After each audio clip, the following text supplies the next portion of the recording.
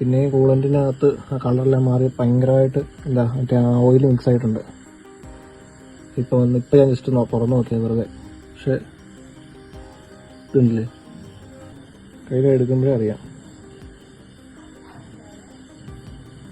Petrol വണ്ടിക്കും diesel വണ്ടിക്കും ഒക്കെ common ആയിട്ടുള്ള complaint ആണ് oil cooler damage. Oil cooler അവരുടേത് ഫെയിലാണ്, പാർട്ട് ഭയങ്കര കംപ്ലൈന്റ് ആണ്, കോമൺ കംപ്ലൈന്റ് ആണ്. ഓയിൽ കൂളർ 90% അടിച്ചു പോകാൻ സാധ്യതയുള്ള സാധനമാണ് ടാറ്റയുടെ പുതിയ വണ്ടികളുടെയൊക്കെ. നിങ്ങളുടെ പെട്രോൾ ആണെങ്കിലും ഡീസൽ ആണെങ്കിലും കോമൺ കംപ്ലൈന്റ് ആണ്. യൂട്യൂബിൽ നോക്കിക്കോ. ഓയിൽ കൂളർ അടിച്ചു പോയി കഴിഞ്ഞാൽ സംഭവിക്കുന്നത് എന്താണെന്ന് വെച്ചാൽ ഈ ഓയിലെല്ലാം കൂടെ വണ്ടിക്കകത്തൊരു ഗ്രീസ് രൂപത്തിലായിട്ട് കൂളന്റിനകത്തോട്ടൊക്കെ വരും. എന്ന് പറഞ്ഞാൽ ഫുള്ളും ലൈൻസിനകത്തൂടെ എല്ലാം കൂളന്റ് പോകേണ്ട ലൈൻസിനകത്തൂടെ ഓയിൽ കയറി വരും. വണ്ടിയുടെ ഹീറ്റിംഗ് ഇഷ്യൂസ്, ഇത്രയും പ്രഷർ വരുമ്പോഴത്തേന് അതിന്റെ പൈപ്പ് സാധനം എല്ലാം പണ്ടാറാണെങ്കിൽ പോകും. ഞാൻ അങ്ങനെ സേഫ്റ്റിയുടെ കാര്യം പറയുന്ന ആളുകളോട് കഴിഞ്ഞ ദിവസം തന്നെ ഞാൻ പറഞ്ഞു, അപമാനിതനായിട്ട് നാണം കേട്ട് വഴിയിലൊക്കെ പെട്ട് കിടന്ന് ജീവിക്കുന്നതിനേക്കാളും നല്ലത് അന്തസ്സുള്ള മരണമാണ്. ഈ വണ്ടിയൊക്കെ ആയിട്ട് വഴി ഫാമിലിയൊക്കെ ആയിട്ട് പെട്ട് കിടന്ന് ഈ വണ്ടി ലോറിയെ കയറ്റിക്കൊണ്ട് പോകുമ്പോൾ ആൾക്കാരുടെ സഹതാപത്തോടുള്ള നോട്ടൊക്കെ ഉണ്ടല്ലോ, അതൊക്കെ അനുഭവിച്ച് കഴിയുമ്പോഴത്തേക്കും മനസ്സിലാവും. എൻ്റെ വണ്ടിക്ക് കംപ്ലൈൻറ്റ് ഇല്ല.